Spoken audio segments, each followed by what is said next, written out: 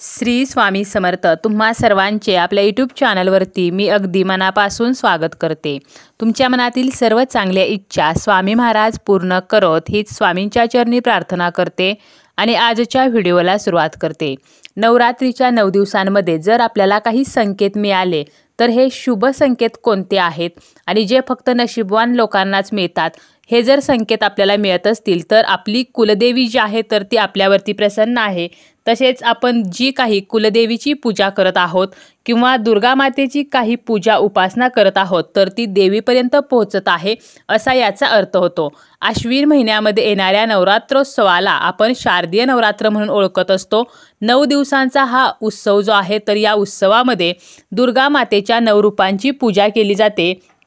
त्याचप्रमाणे रंगाचा उत्सव सुद्धा साजरा केला जातो। असे म्हणतात की देवीला प्रसन्न करण्यासाठी नवरात्रीचे व्रत केले जाते, उपवास केले जातात। देवीचे जे भक्त आहेत तर 9 दिवस मनोभावे ते देवीची पूजा करत असतात, उपासना करत असतात। यामुळे देवी जी आहे तर ती आनंदी होते, प्रसन्न होते आणि आपल्या भक्तांचे सर्व त्रास दूर करत असते। या 9 दिवसांमध्ये दुर्गा देवी जी आहे तर ती पृथ्वीवरती येते। पृथ्वीला तिचे माहेर म्हटले जाते आणि देवीच्या आगमनाचा एक वेगळा उत्साह हा नवरात्रीमध्ये असतो। आश्विन शुद्ध प्रतिपदा ते आश्विन शुद्ध नवमीपर्यंत देवीची आपण भक्ती जी आहे तर ती करत असतो। तर या 9 दिवसांमध्ये जर काही संकेत आपल्याला मिळाले तर असं आपण समजायचं आहे की देवी जी आहे तर ती आपल्यावरती प्रसन्न आहे आणि खूप नशीबवान जे लोक आहेत तर यांनाच असे संकेत जे आहेत तर ते मिळत असतात। आता काही घरांमध्ये नवरात्र जे आहे तर ते कुलाचार म्हणून सुद्धा केले जाते। या 9 दिवसांमध्ये दुर्गा सप्तशतीचा पाठ सुद्धा केला जातो। अष्टमीला कन्यापूजन केले जाते। त्याचप्रमाणे सप्तमी, अष्टमी किंवा नवमी तिथीला कुलदेवीची ओटी जी आहे तर ती सुद्धा भरली जाते। तर असे कोणते संकेत आहेत की जे तुम्हाला जर मिळाले तर तुमच्यावरती देवी प्रसन्न आहे। आपण जर मनोभावे देवीची पूजा करत असू, आपल्या मनामध्ये कोणाबद्दलही कपट नाही, कोणाबद्दलही वाईट भावना नाही, तर नक्कीच तुम्हाला सुद्धा हे संकेत मिळू शकतात। सर्वात पहिला संकेत म्हणजे तुम्हाला नवरात्रीमध्ये तुमच्या स्वप्नामध्ये देवीचे मंदिर दिसणे किंवा देवीचे मुख, देवीची मूर्ती दिसणे किंवा आपण देवीची पूजा करत आहोत, देवीला नमस्कार करतोय, देवीची ओटी भरतोय, तर असं जर तुम्हाला स्वप्न पडत असेल तर तुमच्यावरती देवी जी आहे तर ती प्रसन्न आहे। कुलदेवीचं आपल्या जे मूळ स्थान आहे तर ते तुमच्या स्वप्नामध्ये जर आलं किंवा तुम्ही तुमच्या कुलस्वामिनीला तिच्या मूळ स्थानी निघालेला आहात, तुम्ही प्रवास करत आहात, असं जर स्वप्न पडलं तरी सुद्धा तुमची कुलदेवी जी आहे तर ती तुमच्यावरती प्रसन्न आहे आणि तिचा आशीर्वाद तुमच्यावरती आहे। यानंतर तुमच्या घरी जर या 9 दिवसांमध्ये अचानक एखादी कुमारिका आली किंवा अचानक एखादी सवाष्णी आली तरी सुद्धा तुमच्या घरी देवी आली आहे असा हा संकेत मानला जातो। त्यामुळे कधीही आपल्या घरी जर नवरात्रीमध्ये एखादी कुमारिका आली, सवाष्ण आली, तर तिला रिकामं न पाठवता तिला आपल्याला हळदी कुंकू लावायचं आहे आणि काही ना काहीतरी तिला गोड खायला द्यायचं आहे। एखादी भेटवस्तू सुद्धा तुम्ही देऊ शकता। अचानक जर तुमच्या दारामध्ये गाय आली, गोमाता जी आहे तर ती कोणाच्याही दारामध्ये सहसा जात नाही। असं म्हटलं जातं की फक्त नशीबवान लोकांच्या दारामध्येच गाय जी आहे तर ती जात असते, कारण गोमाता जी आहे तर ती आपलं दुर्भाग्य सौभाग्यामध्ये बदलते। आपल्या हिंदू धर्मामध्ये गोमातेला अतिशय महत्त्व दिले गेलेले आहे। त्यामुळे तुमच्या दारामध्ये जर गाय आली तर हा सुद्धा एक शुभ संकेत आहे।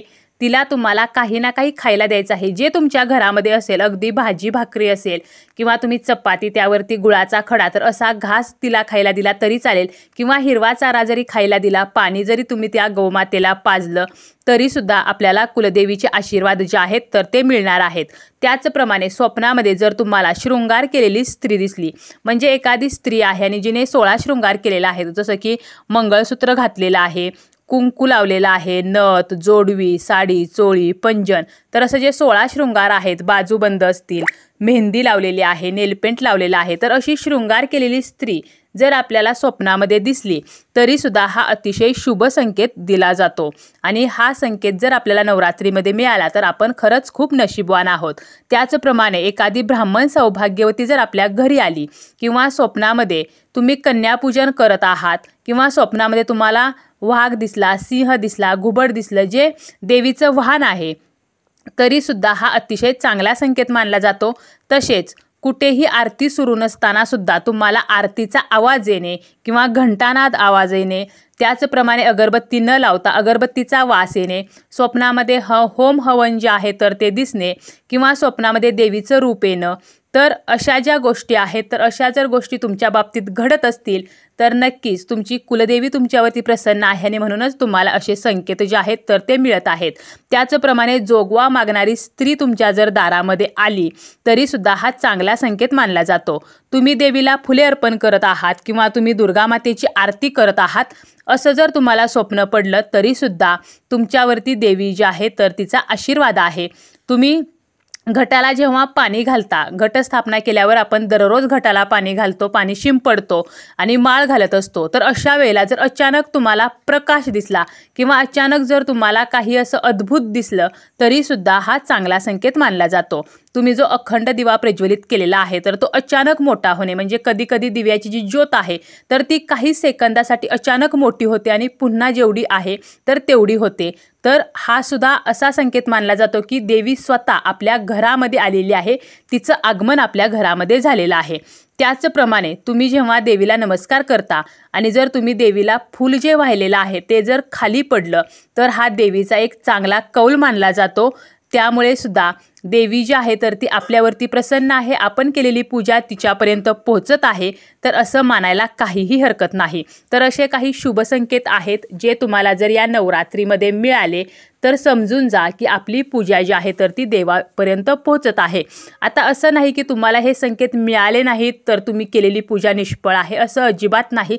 परंतु काही लोक एवढे नशीबवान असतात की त्यांना असे संकेत स्वप्नांच्या द्वारे मिळत असतात, ज्यामुळे देवी त्यांना सांगत असते की तिचा आशीर्वाद अशा लोकांवरती कायमस्वरूपी आहे. तुम्हाला जरी असे संकेत मिळाले तरी तुम्ही नशीबवान आहात आणि जरी तुम्हाला असे संकेत मिळाले नाहीत तरीसुद्धा आपण जी काही मनोभावे पूजा करत असतो, श्रद्धेने निष्ठेने देवीची जी काही उपासना करत असतो तर याचं फळ जे आहे तर ते आपल्याला नक्की मिळत असते.